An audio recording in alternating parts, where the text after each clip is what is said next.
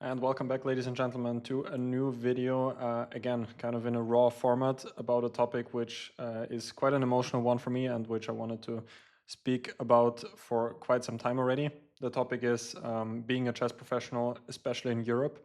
And as you can read from the title, it's something which I'm not totally happy about, how it's currently going.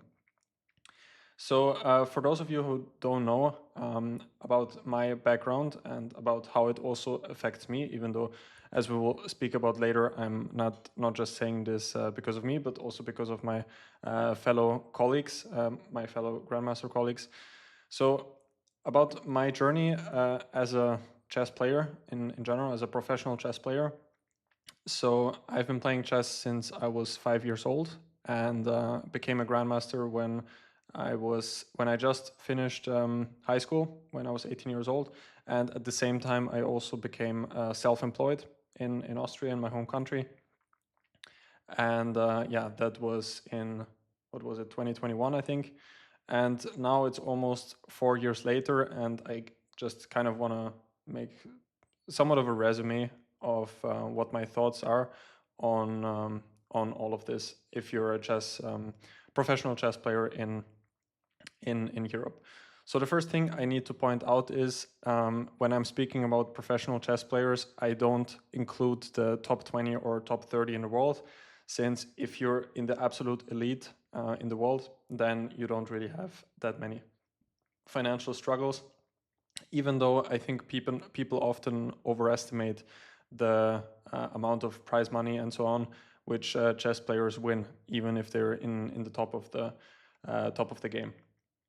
Like, you cannot compare Magnus Carlsen, arguably the greatest player of all time, with some other greatest of all times in other sports. It's simply another league if we're talking money-wise.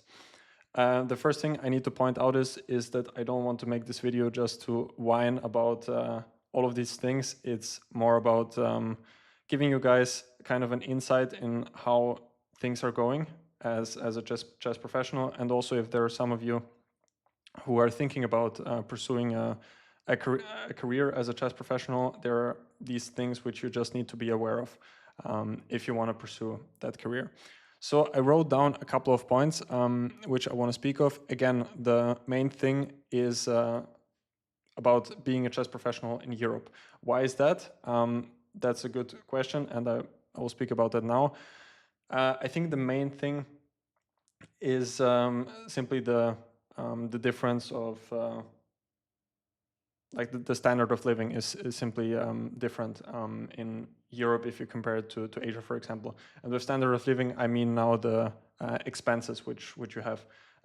First thing is taxes, of course, even though you could arguably say that about all of the professions. I mean, everyone is taxed the same when it comes to that, all of the professions, but also the simply how much you pay for everything, rent, food, and so on, is, from my experience, much more in Europe than, let's say, in Asia, for example. The next thing is the recognition of chess in Europe, which I thought about it quite a lot, and it's actually a bit strange to me why it's so little in Europe, since historically speaking, Europe was one of the hotspots, especially Austria. If you look back into the 19th century, the first chess world champion, Wilhelm Steinitz, was from the Austrian Empire back then, Austro-Hungary, and Vienna was one of the capitals when it came to chess in the 19th century. But all of that changed after both of the world wars. But that's a totally different topic, which is also very interesting. But maybe I'll make another video on that some other time. So that's the main thing.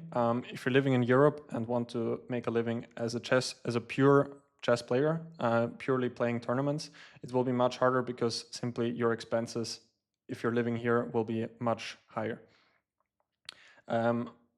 I concluded my thought here because, let's say, as an example, we have two chess players. One is from, let's say, Germany, and the other one is from, let's say India, for example.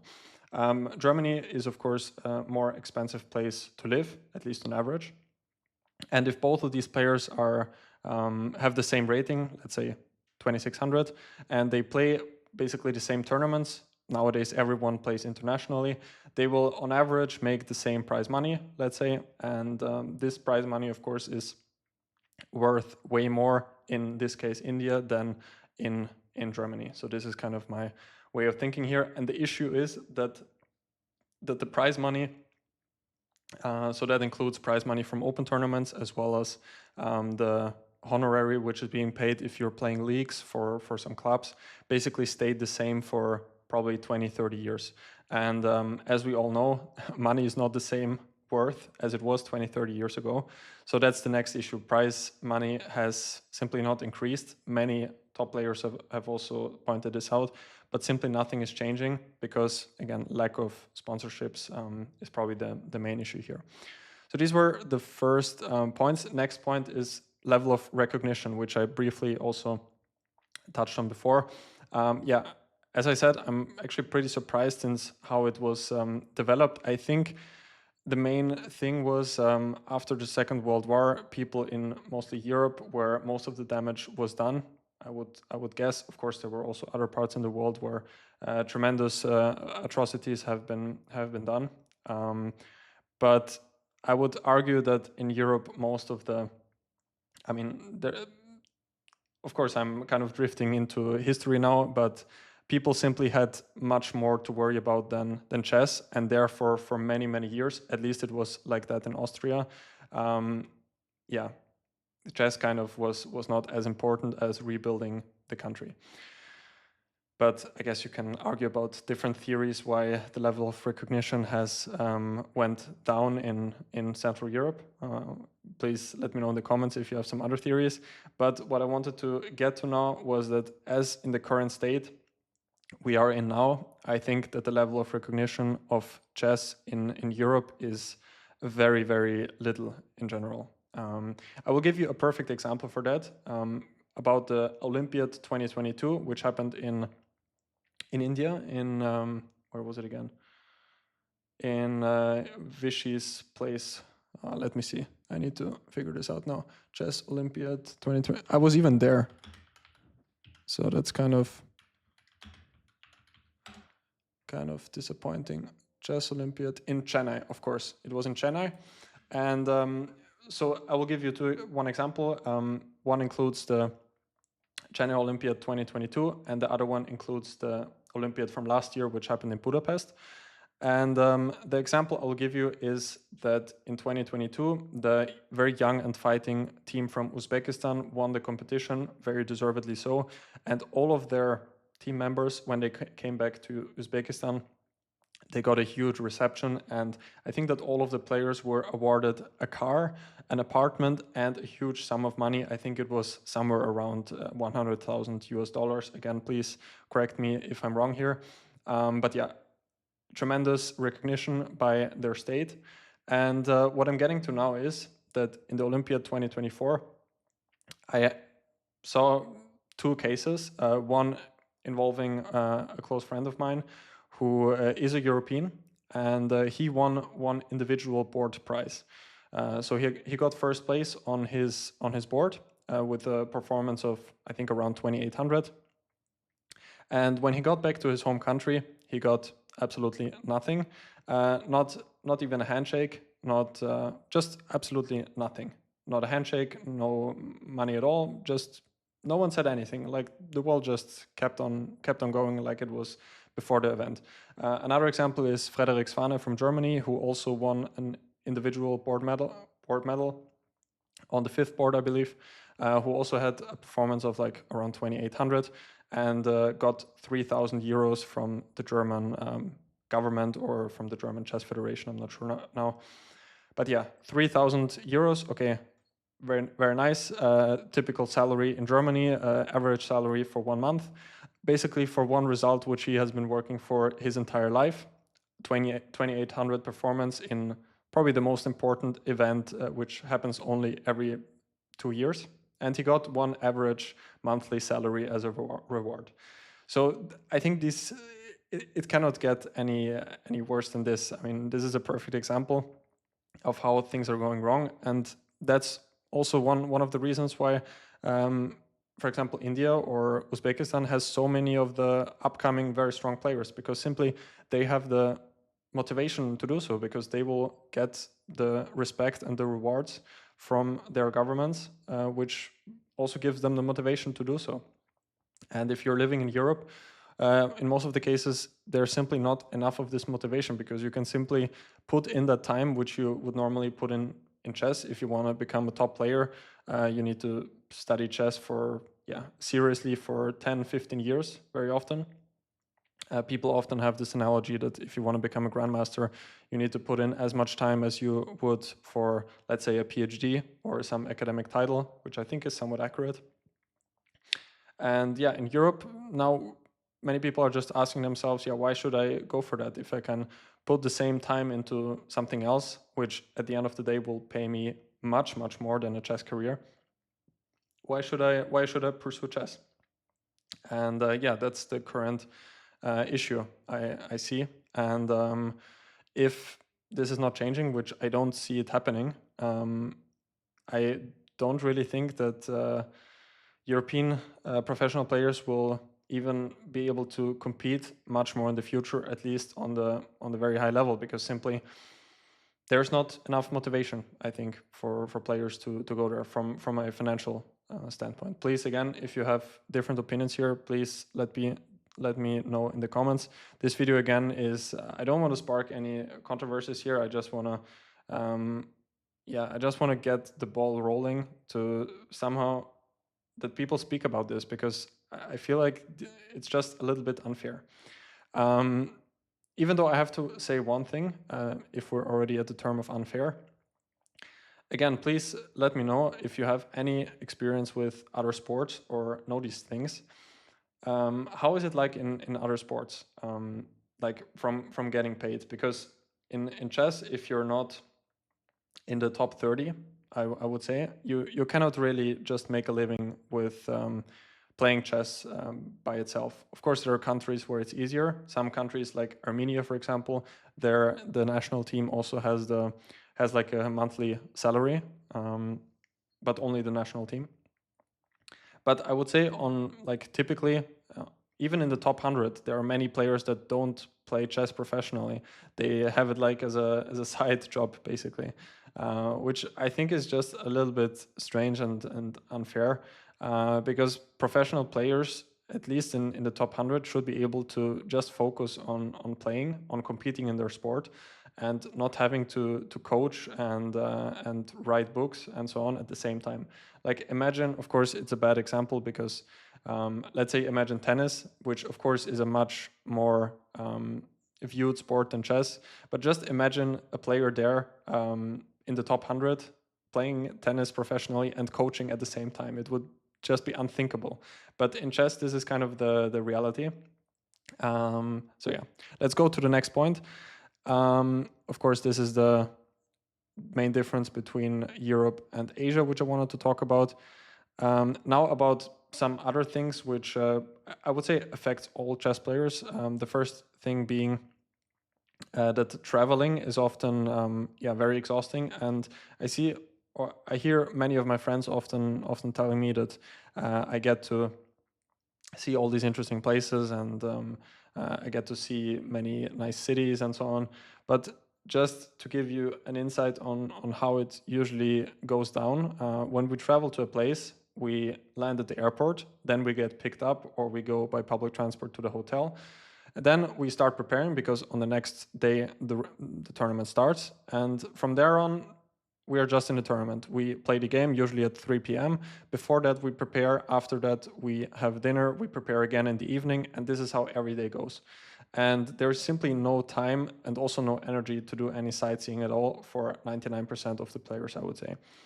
And since nowadays we don't even have a rest day anymore in most events, because it would even cost even more for the organizers, this usually happens for 9 days in a row, and then on the next day, sometimes even on the same day, players go back to the airport and go back home. So this is how it usually goes. So there's not really that much to see from the cultures there, from the cities. But this is just a common misconception which I see, which I hear with some people that don't play tournaments themselves that often. So yeah, that brings me to the next point. What are the kind of the solutions to this problem? I think most players go to coaching or to other sources of income if they cannot sustain their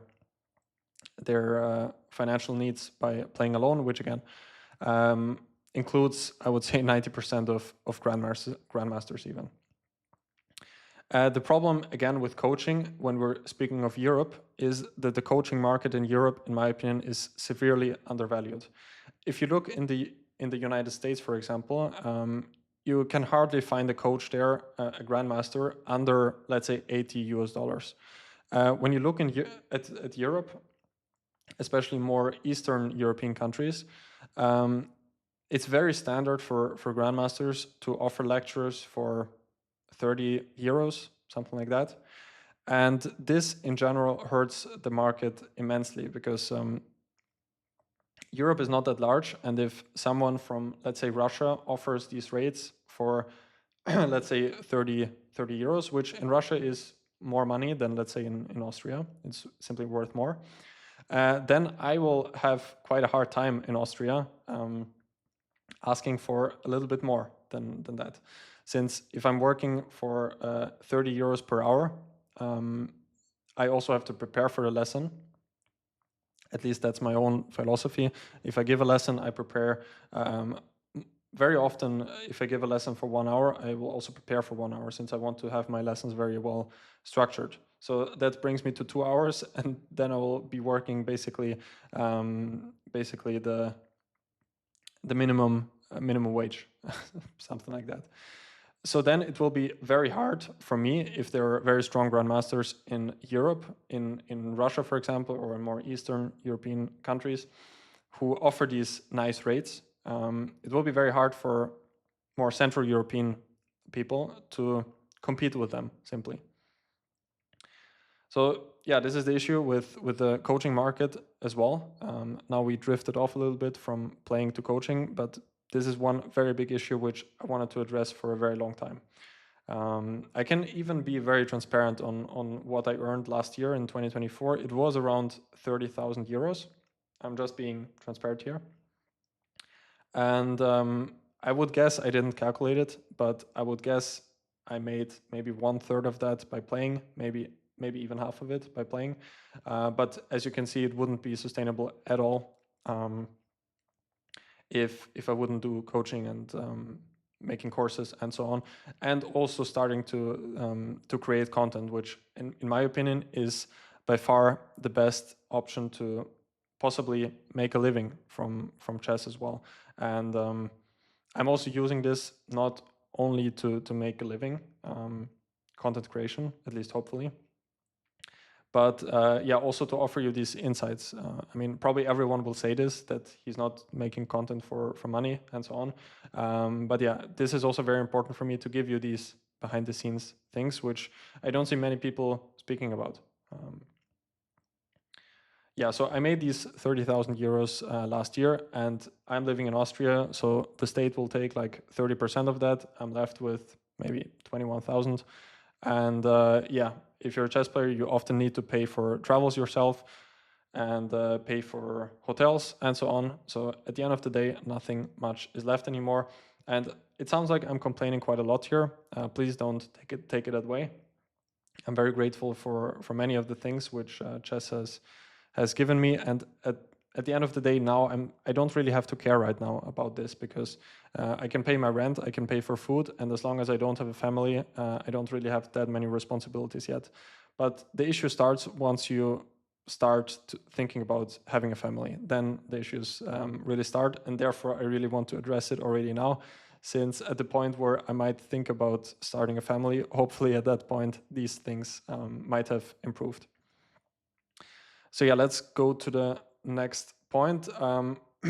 Of course, all of this discussion has also has to do with simply the viewership and how interesting chess is for the public. And I'm probably pointing this out too late, but simply chess is not as enjoyable to watch for the general audience than, let's say, tennis or soccer, because simply there's not that much happening, and also the rules are way more complicated than, for example, soccer or tennis. Now, probably the best solution to that is to include more rapid and blitz, because it will at least attract more viewers. Like, no one will sit in front of the TV or in front of the laptop and will watch a whole world championship match. Like, games take up to 6-7 hours. Simply, there are not many people who want to take those many hours out of their day to watch one chess game. And the next thing, which is kind of a experimental thought process of mine, is that it might be an interesting idea to market chess kind of like a tool to keep your mind healthy. Of course, I think almost everyone knows this already, that chess is very good for the mind, at least if you do it moderately. Don't end up like Bobby Fischer or someone like that who just goes crazy by doing too much chess. But for the average person, chess will serve as a very good tool for the mind. And I think it makes sense to market it like that, especially considering the advance of AI and other technologies, which at the end of the day kind of scares me, because people, even now you can see, are less and less prone to think on their own. And I think it could be very important in the very near future to have some tools which keep us kind of thinking. Yeah? So especially this would be very nice in schools, which we already see an implementation of that. But that could definitely be improved. There were even some studies in schools done where one group was playing chess on the side. They had some problems, some program, and the other group didn't. And in general, the group which did have this chess program also performed better in their overall school exams. So yeah, this is another angle to think about it as well. Of course, please let me know if I missed something here. These are just my own unfiltered thoughts. But yeah, this is it. And now at the end, I really need to mention that there are, of course, also many upsides of having a professional chess career. Like, please don't understand this video. I think I said it in the start as well, but please don't understand this video that I'm just crying about how things are. I'm not. I'm very grateful for what chess has done for me in general, and I simply want things to improve for the chess community. And because at the end of the day, I think that chess is a beautiful game, which, as I just said before, also has a lot to offer for the general public as well. So about the upsides, again, if you're thinking about becoming a professional chess player, you are at the end of the day experiencing different cultures as well.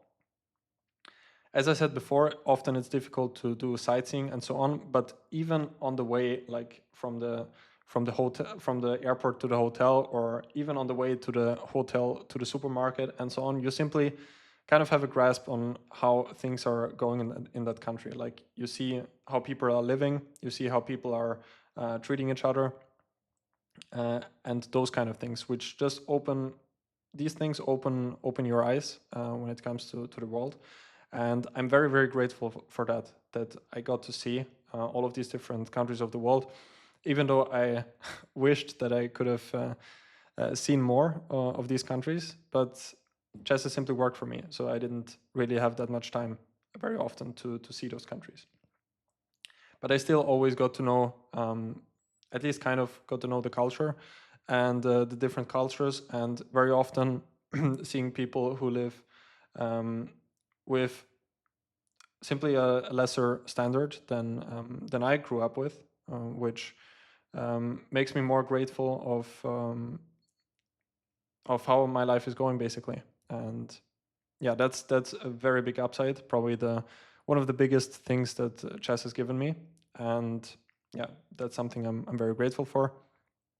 And the next thing, of course, is meeting people that often result to very long-lasting friendships, because everyone is sharing the same interest. It's chess. And I mean, I wouldn't say that the chess players are specifically like-minded, but in all senses. But I would say that most of them are somewhat introverted, and that makes it easier to, once you get to know each other at least, makes it easier often to keep that connection, because somehow you're just sharing something. Is it chess? Is it introversion? I'm not sure, but yeah, that's also something I'm very grateful for, is that I got many very good friendships and so on from chess itself. So I hope I didn't forget anything in this video. I'm just seeing that it's already 25 minutes long. I hope that I spoke about all the points I wanted to address in this video. And I hope you enjoyed it. This was completely raw. I just had some notes here. And if I overlooked something, or if you don't agree with some of my points, please let me know in the comments. Again, this video is not there to blame anyone or to put shame on anything at all. It's simply to address the things as how I see it, and as a chess player living in Europe, and some things that, in my opinion, should be improved if professional chess in Europe wants to stay alive, basically. So yeah, I hope you guys enjoyed the video. If you did, don't forget to leave a like and subscribe to the channel. And otherwise, I will see you in the next ones. Take care, guys.